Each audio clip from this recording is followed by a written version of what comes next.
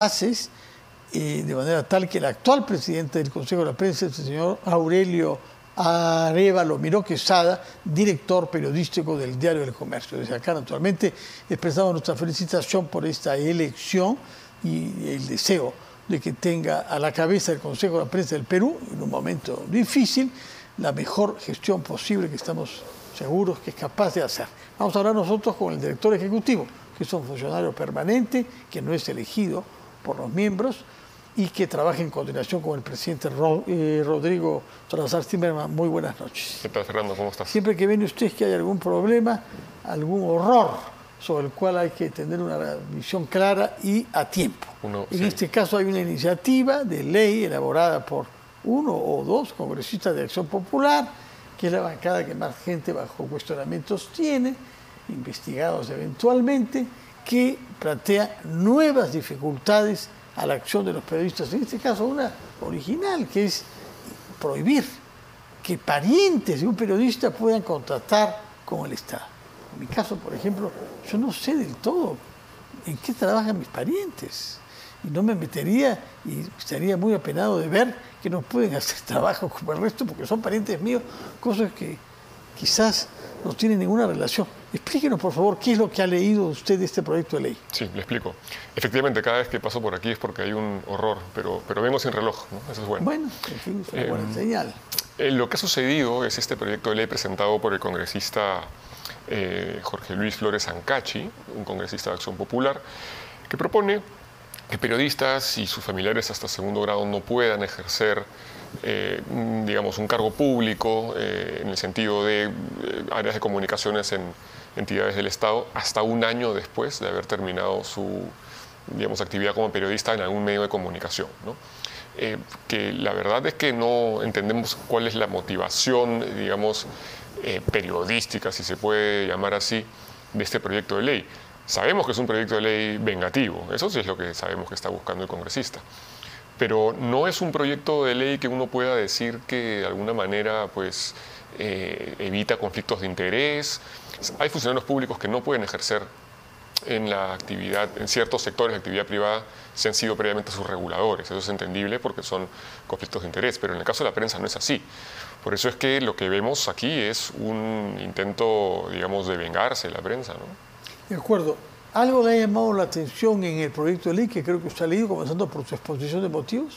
Sí, la exposición de motivos es una copia literal, citada muy mal la manera, por cierto, de varias universidades y el Consejo de la Prensa Peruana. Las primeras páginas están, digamos, totalmente copiadas de una universidad de Costa Rica. Las siguientes páginas copiadas totalmente de una universidad de Uruguay.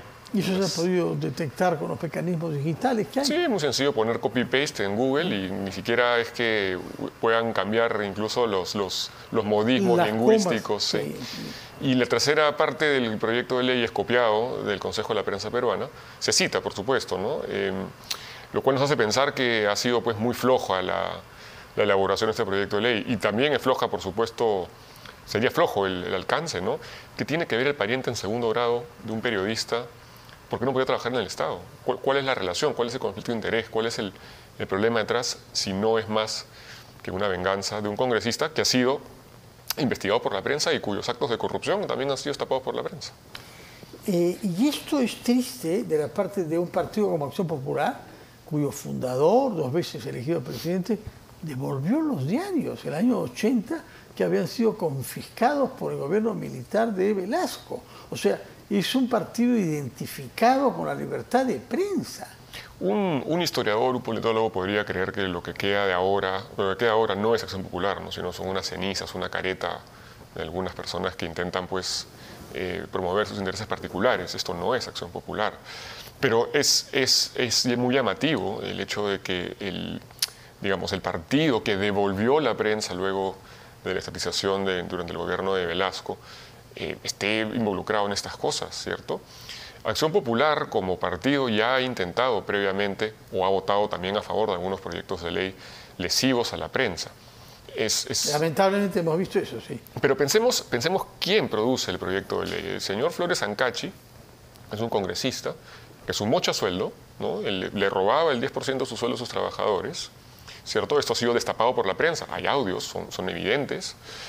es una persona que está sindicada en el grupo Los Niños, ¿no?, por el tráfico de influencias, junto con 2 firmantes del proyecto. Elvis Vergara, no sé si... Y Darwin Espinosa. Pero él ha dicho que ha firmado el proyecto sin haberlo revisado. Hay congresistas... Un acto de rara sinceridad, ¿no? Hay congresistas con quienes yo me he cruzado a veces en pasos perdidos y les pregunto por sus firmas y no saben lo que leen.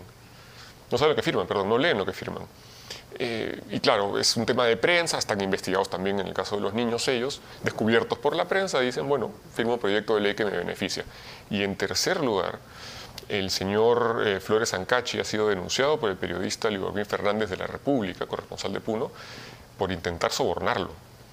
Acá hay un tema bastante grave, ¿no? Hay 3 motivos por los cuales... ¿Está denunciado formalmente? No, lo ha declarado el periodista y hay un video que lo muestra también. Bueno, eso es lo que podemos decir sobre ese proyecto de ley. Hablemos sobre otro tema, que es la garantía que hay en nuestro sistema normativo de proteger las fuentes de los periodistas, como las de un sacerdote. No puede revelar lo que escucha en confesión, aunque haya escuchado algo horroroso que pueda estar asociado con crímenes atroces, si los ha obtenido por confesión. Bueno, tiene que proteger, porque si no, no tiene sentido el sacramento de la confesión.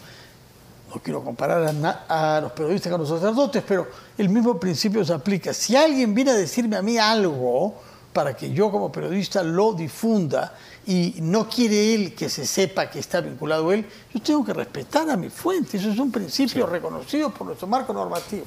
Y sin embargo, estamos ante una amenaza frente a eso, específicamente en el caso del periodista Gustavo Gorriti de IDL. Explíquenos cuál es el caso de Gorriti y cuál ha sido la reacción del Consejo de la Prensa Peruana, creo que ya bajo presidencia de Aurelio Arévalo Mero Quesada, sobre el tema. Sí, déjame contarte un poquito el contexto detrás del tema. Pensemos en el caso de los Rolex de Dina Boluarte. ¿Cómo se destapa esto? Porque hay una fuente que le da la información a la encerrona, ¿verdad? Si es que esa fuente supiera que no va a haber anonimato, quizás no le hubiera dado la información a la encerrona. Entonces hay que proteger a esa fuente para que las demás personas que trabajan en el Estado o que tengan conflictos, pero no conflictos no, pero que tengan conocimiento de información, se la pueden dar a los periodistas. Si no hubiera protección de la fuente, esas personas no nos darían la información a los periodistas de interés público para darse a la ciudadanía. El periodista Gustavo Gorriti durante años ha presentado informes y ha hecho investigaciones respecto de casos de corrupción como lavajato, cuellos blancos, etc. Ahora la Fiscalía le ha abierto una investigación a él y a los fiscales José Domingo Pérez y Rafael Vela. Pero hay un tema adicional que es lo más preocupante. Creemos como Consejo de la Prensa Peruana que cualquier ciudadano, periodista o no, puede ser investigado, sin duda. Lo que es preocupante es cuando dentro de esta investigación se hace o se va a hacer, se podría hacer una solicitud al Poder Judicial para levantar el secreto de las comunicaciones de Gustavo Gorriti. Lo que implicaría que se podría acceder a las fuentes de información, saber quiénes son las fuentes de Gustavo Gorriti y de IL Reporteros. Esto lo que implica es no solamente un problema relacionado a Gustavo Gorriti, sino abre una puerta a nivel nacional para que la Fiscalía diga, bueno, señor Fernando Carvalho, a ver su teléfono, por favor, para ver, ¿no? Porque usted está investigado por asuntos posibles de corrupción, tráfico de influencias, lo que fuera. Eso sería un atentado contra el derecho a la reserva de la fuente, derecho constitucional, por cierto, de la reserva de la fuente. Y luego irían con el siguiente periodista, con otro periodista más, con otro periodista más. Y se rompería el secretismo necesario que debe haber entre una fuente y un periodista para transmitir la información. Hay un comunicado del Consejo de la Prensa. Explíquenos qué es lo que sostienen ustedes del comunicado. Justamente esto, ¿no? Mencionamos que la Fiscalía es una de las instituciones del país que más agrede a la prensa, ¿no? Esta investigación es un ejemplo de eso. Pero la Fiscalía en regiones también busca obligar a periodistas a que revelen sus fuentes de información. Está todo relacionado. En Puno ha pasado esto, por ejemplo, ¿no? Que buscan, la Fiscalía le manda oficios a periodistas a obligarles, o buscar obligarles, a revelar sus fuentes de información. Y cuando vemos el caso de Gustavo Gorriti, sabemos pues, que es una pieza más de rompecabezas. Lo que creemos es que la Fiscalía, que es un ente tremendamente agresor de periodistas, no está parando en el intento de amedrentar a la prensa. Si es que esto sucede, si el Poder Judicial le fuera a dar el permiso de levantar el secreto de comunicaciones de Gustavo Gorriti, secreto, estaríamos en una situación bien compleja, bien compleja. De acuerdo. Por lo demás, hay jurisprudencia en esta materia. Me parece que durante el proceso a Alberto Fujimori se le pidió sus fuentes a Ricardo Uceda. Hay un video, claro. Que es un periodista de investigación, y él en la sala judicial se niega. Responde y se ampara en su derecho a garantizar la privacidad de sus fuentes. Responde no, cuando le piden así, no. Y ya hay incluso casos que hemos visto en otros países de periodistas que prefieren irse presos antes de revelar sus fuentes de información. En Australia ha pasado. Revelarlo sería traicionar a quien ha confiado en un periodista para que se sepa algo, ¿no? El principal ingrediente del periodismo es la confianza, ¿no? La credibilidad.